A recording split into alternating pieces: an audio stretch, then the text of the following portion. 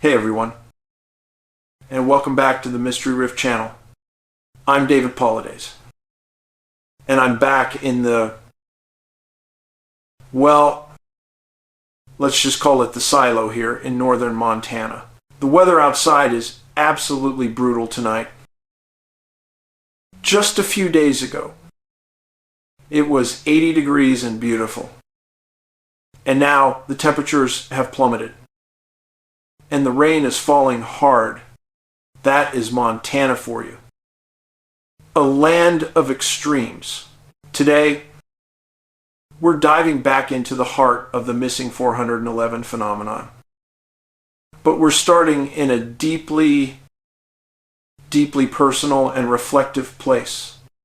We have 3 compelling stories from the files. But first, the letters. I have 3 separate letters from our audience that connect the emotional drain of loss to the sheer, unexplainable high strangeness that permeates these cases. It all ties together, I assure you. The first thing I want to do is read you a letter I received regarding an agonizing family estrangement. We often talk about the collective, that we are a village, and everyone contributes to the health of that village. My contribution to this man was a strong, heartfelt response. And I want you to hear the pain in the letter that he sent me. Because this pain is universal. He wrote, David, I've been estranged from my son for 5 years. I've tried everything in my power to reconcile. He met a girl, had twins, and then he disappeared from my life. It's been the one great bane of my existence. And the hardest part was the fact that there was no huge argument. Just a civilized phone call. I can understand and empathize with your immense loss on a certain level. He sought comfort in the poet John Keats. Do you not see how a world of pain and sorrow is necessary to school an intelligence and to make it a soul that is heavy? My own grief counselor, after I read her this letter, said this type of behavior is becoming frighteningly flagrant. She used the words, it's a throwaway nation, a throwaway culture willing to discard relationships that were once paramount, something that, personally, I will never understand. You never throw away family. My response to him was firm. I feel your pain. It is horrendous. Send him a text every week, humbly telling him you love him, miss him, and want to go to counseling. Never, ever give up. If you are estranged, whether you're a parent or a child, please remember that life is simply too short to carry that weight. That letter shook me up, and I think about that man every night. Moving on to another letter that hits close to home for the phenomenon we track, detailing a classic case of what appears to be missing time. This is from the Black Hills of South Dakota. The person was sitting on a rock less than 100 yards behind their mom's house, planning to relax for 20 minutes before supper at 5 p.m. A very short, mundane task. I remember walking and sitting on the rock. The next thing I remember is being on a trail a mile or so away. I felt very anxious, a little scared, and it seemed a little dark. Not that the sun had set, but the light was just different, unnatural. I walked back, and it was a little after 6 p.m. An hour gone, a mile traveled. If they'd been somewhere less familiar, in the depths of a national forest, they would have been lost. Maybe ended up missing forever. That hour is what we call an abduction phenomenon, missing time, disorientation. and a quick return. The next letter is even stranger. From a turkey hunter outside of Sisters, Oregon, who knows his 5 square miles of woods intimately. He wrote that the moment he got out of his van, the woods felt very, very different. He had a moment of intense disorientation, feeling utterly lost in a place he knew. Followed by a sighting. I see a pair of stationary eyes quickly dart to the left behind a tree. Something was watching him. Later, lying in his van, he heard a strange sound. He thought it was a diesel truck, but it became clear it was a helicopter. But not the sound of blades. As it got closer, it didn't make the clear chopping sound. Instead, a deep electronic sound came directly over me.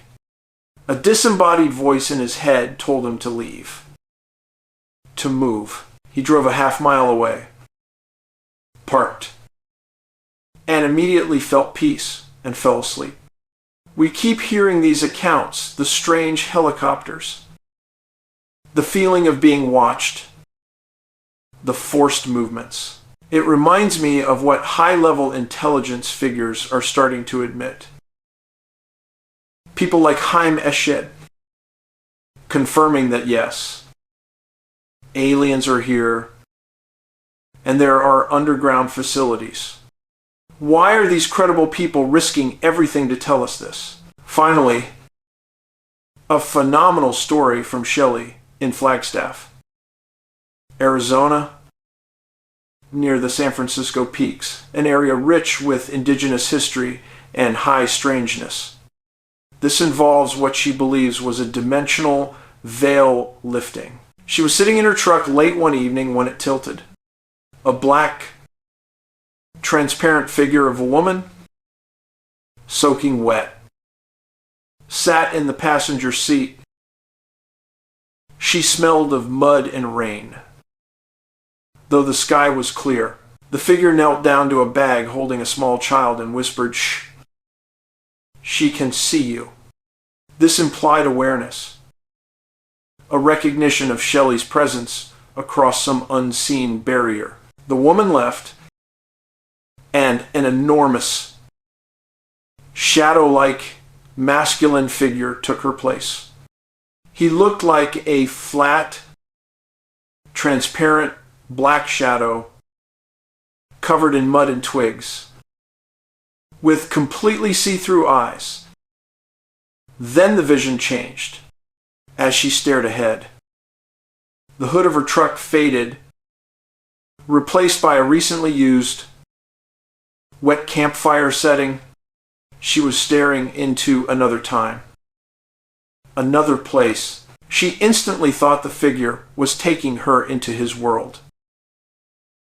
She shook her head violently, and the vision vanished.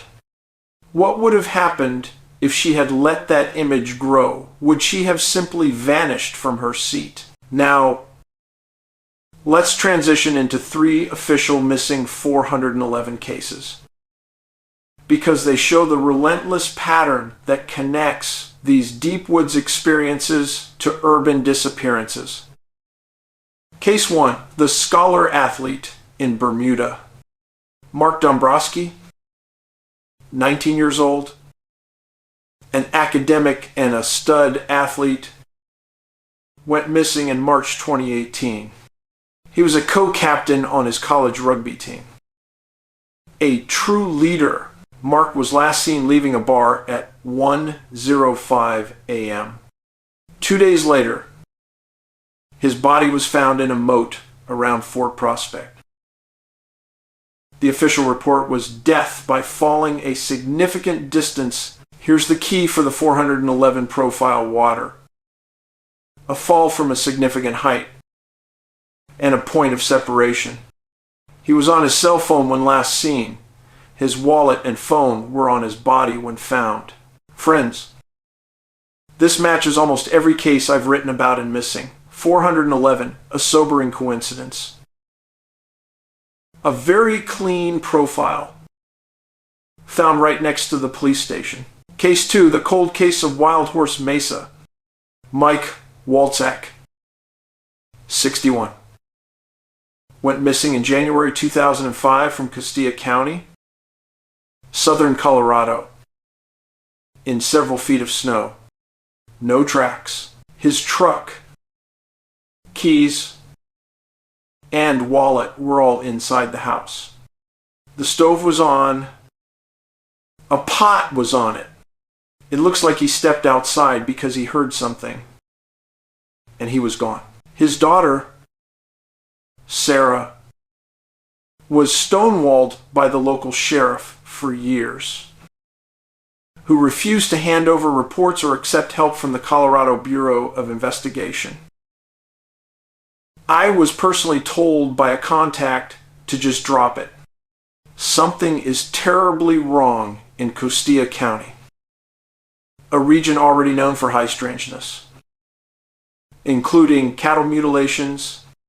Sarah Walczak needs the assistance of a congressman and the FBI to break this lock. Case 3, the Elderly Hunters Vanishing Act.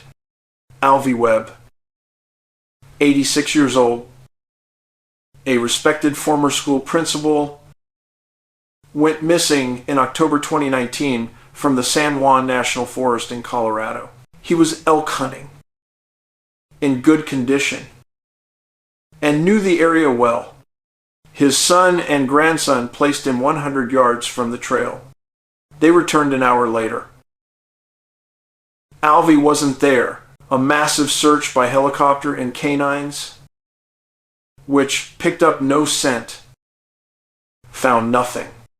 This case is almost identical to the vanishing of Tom Messick in Missing 411, The Hunted, an elderly man, placed in a spot, told to wait, and vanished without a trace. Despite massive search efforts, it's been 2 hunting seasons now. He should have been found if he was still there. 2 out of these 3 men, Michael Walczak and Alvey Webb, were never found.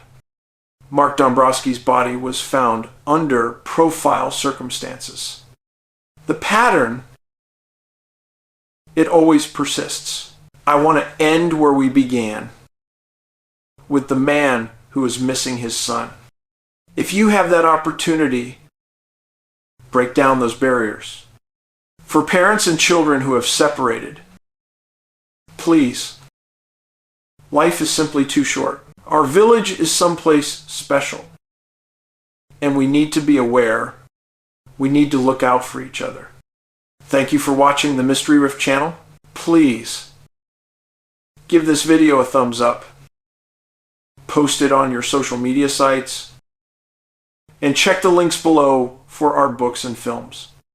Until next time, keep a bright light and have a great week.